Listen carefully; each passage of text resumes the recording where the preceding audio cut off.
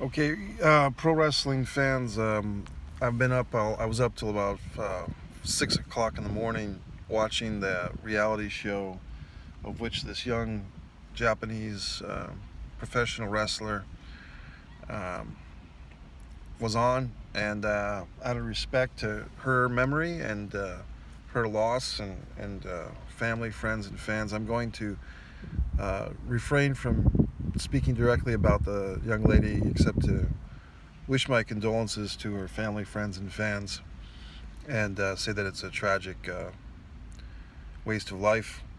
And she seemed like she had star quality written all over her. Now I want to segue into just this overall pro wrestling environment right now, and I do feel that some of the wrestlers are using this tragedy as a way to kind of put attention upon themselves. Wrestlers are calling for a lack of cyberbullying and so forth. And one wrestling fan on Twitter made an interesting tweet. He said, wrestlers calling for an end of cyberbullying is like this, and he shared a 1986 or 87 video PSA from Jake the Snake Roberts about the dangers of drugs and alcohol. So the irony was loaded there, if you can follow that. But basically, this pro wrestling industry is supposed to be, I don't know what the word would be, fun based on conflict, if that makes sense. I mean, the whole idea of a pro wrestling match, in the way I've always interpreted it, is conflict.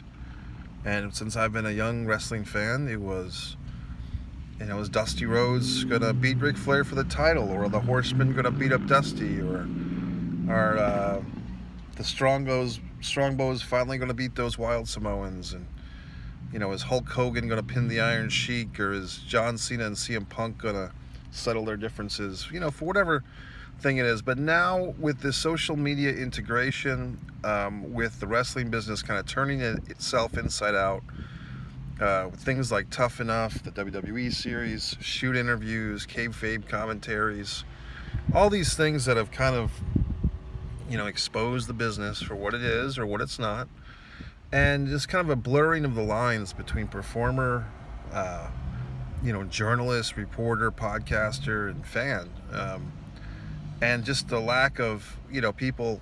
Smart wrestling fans are always saying, "Oh, the casual fans won't like this." It's just a blurred, soggy mess right now, and I do feel that, for me, it's a waste of time.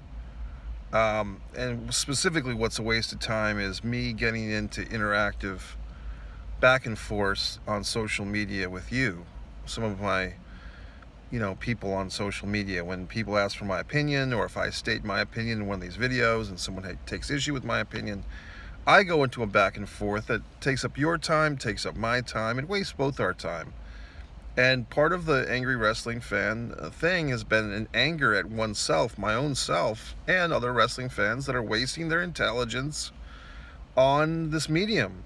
And, it's not that I hate pro wrestling, but this week has been tough to be a pro wrestling fan.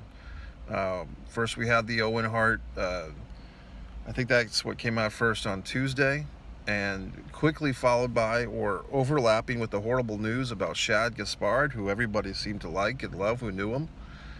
And I had a Crime Time t-shirt, and I once did a video on my Crime Time t-shirt, and I think Shad was the member of Crime Time to like that and maybe even retweet it for me. So that was tough enough. And now last night I come home and I see this horrible news about this lady wrestler. And I do want to say, and another person on Twitter pointed this out, the hate tweets that she was getting was mostly, if not mostly all, from her reality show that she was on, and in Japanese. So I think the North American wrestling fan cannot be blamed for this, okay? So for the wrestlers that were trying to throw the wrestling fans under the bus, did you throw the reality show fans under the bus? Probably not. You didn't take the time to do the research. So it's a sad, muddled, gooey fucking mess. And I think what I'm going to do for really my own sense of sanity, my own sense of trying to find something positive to come out of this thing, is just not waste my time with you. The wrestling fan, the troll, the uninformed fan, the fan that wants to take on these hot topic items like Martha Hart and should Owen Hart go into this Hall of Fame. And I always share the radio podcast, The Last Days of Owen Hart. I always share the information I have. I always point out that I read the Owen Hart book. And, a lot of people just want to spout out opinions without doing the research. They just want to buy the company line that the WWE is putting out or that Bruce Pritchard's putting out. And I actually do the research. So I put more time into this. And to be honest, it's not doing me a hell of fucking good. It's not helping my life. I mean, I'm co-hosting these podcasts, and I'm trying to entertain you people, but you're not really giving much back to me.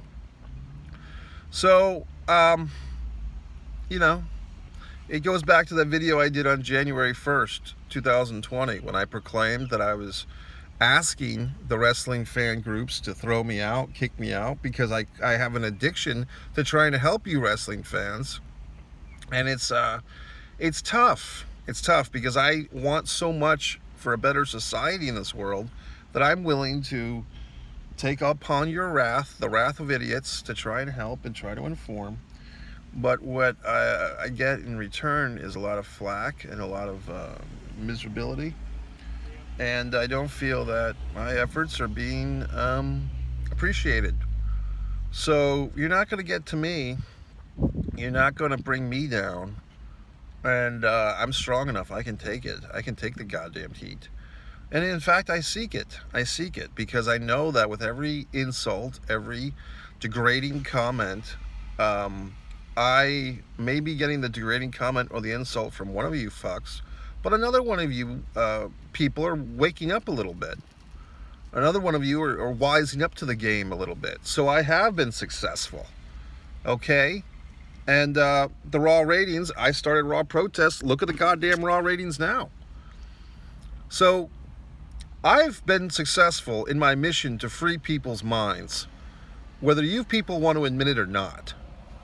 And, but I'm just not going to go down a path with you anymore, okay? And I would put a seed out there, a seed of thought for some of you fucks, that is this pro wrestling thing, being a pro wrestling fan or even a pro wrestler, worth it? Is it really worth it? And I don't want you to get all hostile about it. Just pontificate it. Pontificate if this wrestling stuff is doing anything for your life of value.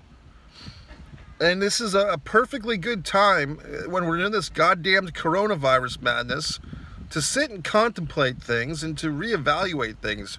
I'm going to put more time into my screenwriting, into my 32 award-winning filmmaking, perhaps into my acting, into my own health. And I'm not going to be ruined by you, quite frankly. So I'm a little upset. I'm a little disgruntled. I'm a little disillusioned. I haven't had much sleep, but I'm doing fine. I mean, I'm cool as a fucking cucumber. And I'm just feel sad for this young lady. And it's just causing me to do some introspective thoughts. Pro wrestling has become a chore. It's become a habit. It's become an excuse to not do better things. I mean, I could sit here and tell you wrestling stories that would knock your fucking socks off, okay? I was there when Scott Hall had his problems in Fall River, Massachusetts. I was there when Eric Kulos got his head sliced open. I was there when King of the Ring Owen Hart won in Baltimore. I was there for the Flair Funk 89 Bash. I was there for the 87 Crockett Cup. I was there for Dragon Gate USA 2010. Okay? But you people haven't appreciated me, and I'm just going to appreciate my fucking self. So, MikeMessier.com for all your Mike Messier needs, wants, and desires. I will still be on the Wrestling with the Future podcast, the family of shows, the Refs Roundtable, in honor of the late, great Jeff Robinson. Angelo has given me that medium, so to speak, to inform and perhaps entertain, but most importantly, wrestling fans, get this, to educate you.